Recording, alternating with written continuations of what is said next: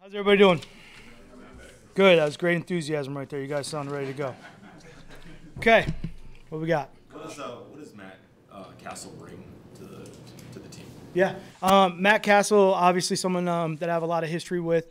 Extremely, professional guy. Guy's been in a couple different systems now. Very smart.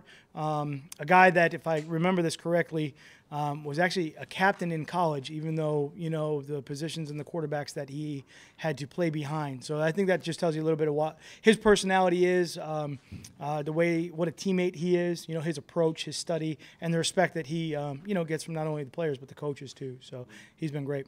Would you consider carrying 3 quarterbacks on the 50? Yeah, I mean, we're carrying 90 right now. It's kind of our number for everything. So we'll see what happens when we get to that point. What do you remember about him as a rookie? Because you probably saw as much of him as anybody working against your defense. What was he like coming out as a young player? Yeah, you know what? I think the thing about Matt as a young player that people underestimated, and we did defensively definitely, was he's very athletic. He was much faster than what you thought at the time as a young guy. Extremely strong arm. Like everything's like a fastball. It's coming out like a baseball pitch. But was very smart, very energetic, great personality. Just a guy that can walk in a room and kind of just make everybody smile, go at ease. Great teammate from that standpoint. And as a young guy, he was great at the time for what the situation we had, back in New England. So, but really the biggest thing that stands out is his athleticism and his speed. It was pretty impressive back then. What are the hard parts right now for you going through these OTAs? I mean, you've had them in for a while, but Yep. are there hard parts? There are. The hard part is not being able to keep them longer. That's the thing. We're trying to maximize as much as we can do out on the field, and I think you could see that yesterday from the standpoint of the drills and everything kind of going on at once. We have 90 players out there at one time, so what you're trying to do is put them all in a situation where they're working as much as possible. Now, there's definite benefits for different drills where it may be just one particular spot or you got everybody in one area at one time. But when you separate it out like that and you divide up all the drills and you try to get everybody reps and practice and all that stuff at one time, it also creates a lot of film. We want to film it, we want to evaluate it, we want to watch it, we want to have that opportunity to watch it with the players. But unfortunately, that's the biggest time constraint, is trying to come back in and get all of that film work done and wrapped up for the day, and then obviously move on to the next day so you can install and move forward. So I'd say that's probably the biggest frustration from that standpoint. What's the point of, kind of following on that, what's the point of the video boards? Those are new. Sure. There's some different benefits I've worked with those in the past before, of being able to just have another view, what it is. So there's an end zone shot, there's a sideline shot that we kind of replicate and we can take a look at. And it's really good, to be honest with you, from a correction standpoint. Immediate correction, you see something, you look at something, you may have missed something on the field, you kind of look at it, see what happened, see what went wrong in the play, and you can get that instant kind of correction to the player right away. Or from that standpoint too, the players can go back and watch at it, and a lot of time these guys are trying to figure it out for themselves, so they'll see something or try to hey, what happened right there, and they can look at it and reference it from that standpoint. It looked like something was going on in the back of Jake Rudak's helmet. What was that? Again, I think it was another piece of technology. Technology changes every day. It seems there's another gadget item, something to get a different view. I think all of it is just we'll always continually try to see if there's any other sort of teaching methods that we can come up with from that standpoint and evaluate. Not all of them are great, some of them are different, but this is a good time of year to, kind of experiment with that stuff as opposed to during the season or, things like that. What is it, though? It was actually, I think on the back of his helmet would have been a battery pack, and on the front of his helmet would have been probably a little camera. Speaking of which, the offensive linemen have like a steering wheel type thing to keep their hands inside. Is that something you've had in other places? Is that another tool or technique? Yeah, I mean, Jeff Davidson, who coaches our offensive line, is really very innovative in a lot of the things that he does. And obviously, Jeff and I have a history going back to New England. So some of that stuff is exactly, what you saw and what you thought, and so just another way to kind of train that muscle memory and get those fundamentals down. Like I had mentioned before, I think yesterday when we were talking from the situation of this is a great time of year to learn and communicate and build that, but also we are building fundamental technique, and I think fundamental technique right now for us is at a premium, and to be able to do that or find ways to do that without pads on for us is critical. About Darius Slay, just he's coming off such a good year, obviously tied for the NFL leading interceptions, Pro Bowl. How does life change for a cornerback coming off a year like that? I mean, do quarterbacks challenge him less? Is there something that he needs to do to Well, take another you know, step? I think, look, with everybody, you know, good years, bad years, you know, last year really doesn't matter. You know, it doesn't matter. It doesn't transfer. It doesn't really have any application to this year. You know, so we're just trying to go out there and get better. And, you know, he's right in that ballpark. He's trying to get back into the rhythm. It's not like, you know, what happens in the offseason in the NFL is when the season ends, you may be playing at one particular level. You don't necessarily start at that level. Every single year you have to start over in the NFL and you have to improve. So that's just the phase that he's at right now. There's been a little bit of a back and forth about how much fun players have in New England. I'm not going to really ask you to comment on your past employment, but is there any value to having fun in the culture you're building here in terms of building a successful organization?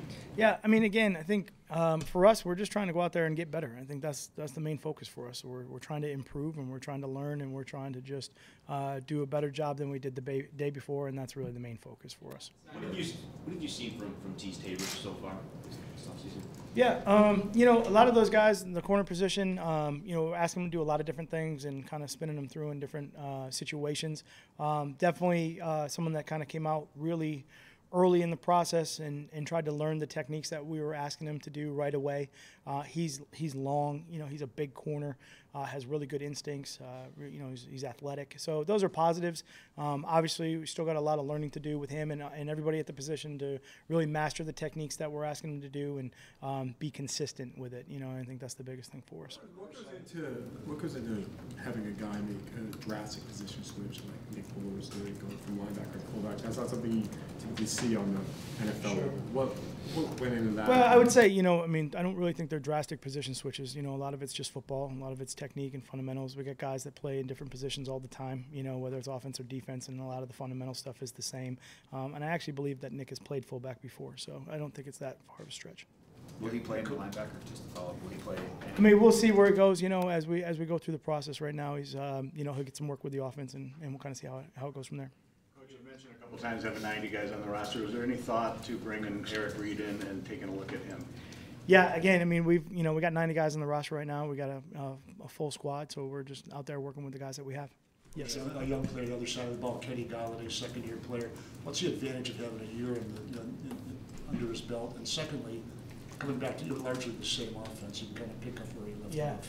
Yeah, great question. No, there's a huge transition from first year to second year, and if you think about it, when you go into your first year, your rookie year, you spend obviously the spring of that year training for a combine or training for interviews, or you know, you're just not really in the mode, and then it's a big adjustment into the league and that level. The second year is really where hopefully you get some time to learn, dive into maybe some of the details of what you're doing, and having some consistency for him in the standpoint of learning the same system and really to master the concepts that he's been asked to learn. You know, hopefully puts him ahead of where he was last year. One more on a second-year player. Jamal Agnew was a ball hawk in college, but played at a lower level of university. What have you seen from him? You know, giving him some, I guess, more extensive look in these early practices. Yeah, again, I mean, fortunately, we're working into day 7 here of practice. So from his standpoint, I would say very similar, very athletic guy.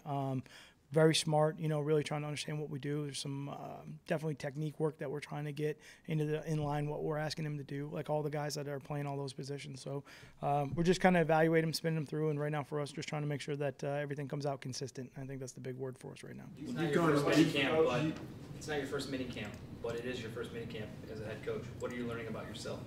It's a great question, you know, and I remember a long time ago when I was at the NFL symposium, you know, listening to Mike Tomlin talk about one of the biggest things that when you become a head coach or even a coordinator is period 1 starts and you don't know where to go. You know, I think that's the biggest thing. You kind of look around and you're like, okay, what just happened? So I've taken that note to heart and just made sure that I schedule out, okay, I'm looking at these position groups, this, you know, period I'm going here. I want to check on the fundamentals here. I want to make sure we're evaluating this. If there's a group that I haven't been around, sometimes there's a little bit of a different feel when the head coach walks over to your individual than when he's not there. So I want to make sure that that presence is felt, you know, with every group. So that'd be the biggest part of it. That's the change. Just kind of learning. I really have to make sure that, you know, I'm reaching out to everybody.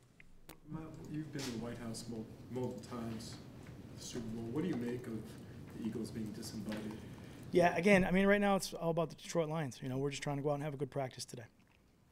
Important question, no music yesterday. What happened? Yeah, well, we changed up the music day, so I think you guys were here on a music day, right? So we take that opportunity when we have it scheduled to work on noise. Obviously, when we have to go to different stadiums or play in different places, or even when we're home for the defense, in a communication standpoint, we'll practice under those circumstances. So you might be able to hear some noise. I'm sure you had some good songs in there that you appreciated, so we'll get that for you today. Somebody else that's setting the playlist. Coach, tough enough, this Thunderbirds, it's perfect. All right, we'll get that out there for you. No problem. Okay? Coach, in a tackling drill yesterday, it looked like guys were kind of going for the near hip and not putting their head across, maybe the Seahawk style of tackling. Am I reading anything correct into that? No? Nope. Good. All right. Have a good day.